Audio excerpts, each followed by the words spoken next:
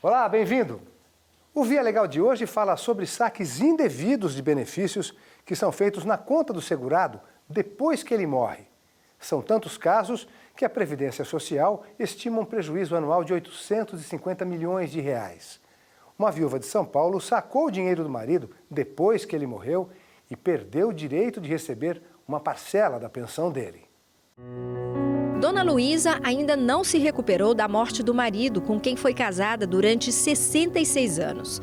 Mas um mês depois de ficar viúva, ela foi com a filha até esta agência do INSS em São Paulo para dar entrada no pedido de pensão por morte, um benefício que é pago aos dependentes do segurado.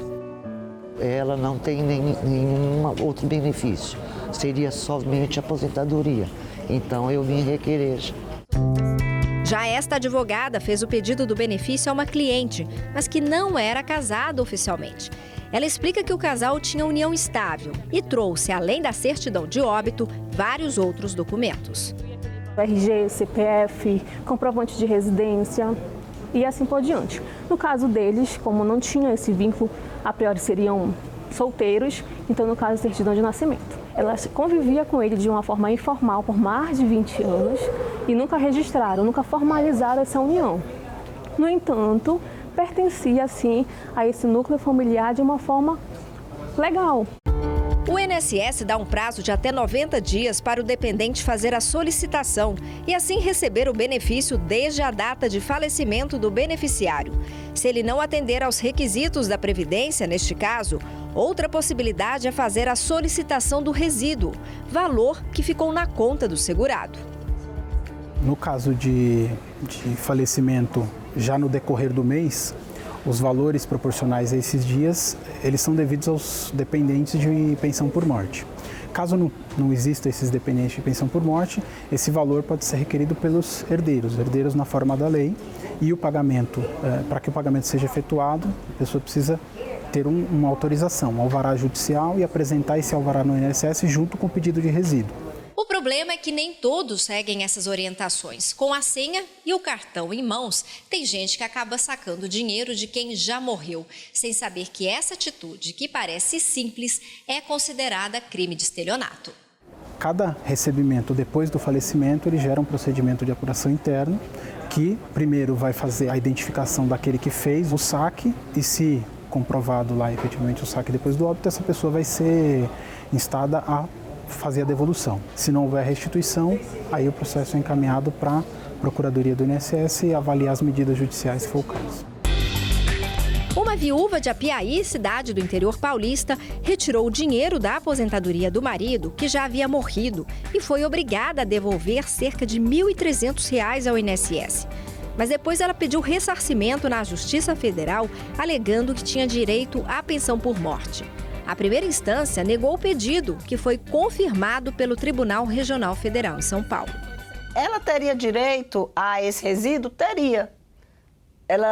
Mas ela resolveu sacar usando a senha, sem dúvida, do cartão do falecido e depois se habilitar como beneficiária. Então, ela inverte a ordem, contrariando as normas. Então, eu acho que as pessoas têm que ter muito cuidado, ficar muito atento nessa situação.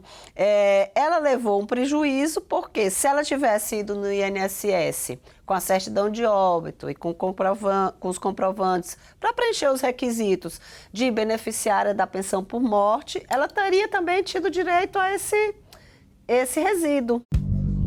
Para evitar fraudes, os cartórios de registro civil são obrigados a comunicar o óbito às instituições públicas. Mas pode levar até 40 dias para que a morte seja incluída nos arquivos do governo. Um período que abre brecha para saques indevidos e provoca um rombo de quase 850 milhões de reais por ano à Previdência Social. A lei nos dá um prazo, mas que é cumprida hoje em tempo muito mais rápido do que a própria lei determina, né? Até por conta da nossa central, da Central do Registro Civil, que interligou o Brasil inteiro, os cartórios do Registro Civil.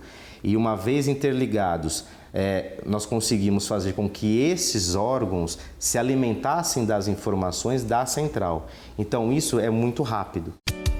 Pernambuco, Alagoas, Bahia e Distrito Federal já conseguiram reduzir para 24 horas o tempo de comunicação dos óbitos por meio do Sistema Nacional de Informações de Registro Civil.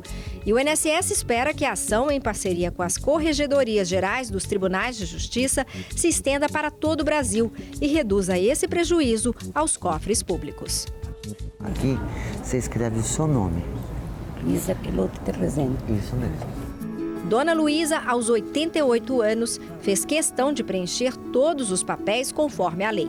E se der tudo certo, vai receber em até 2 meses o dinheiro que tem direito e assim tentar seguir em frente. E o que é preciso fazer para dar entrada no pedido de pensão por morte? Veja no Vinbox.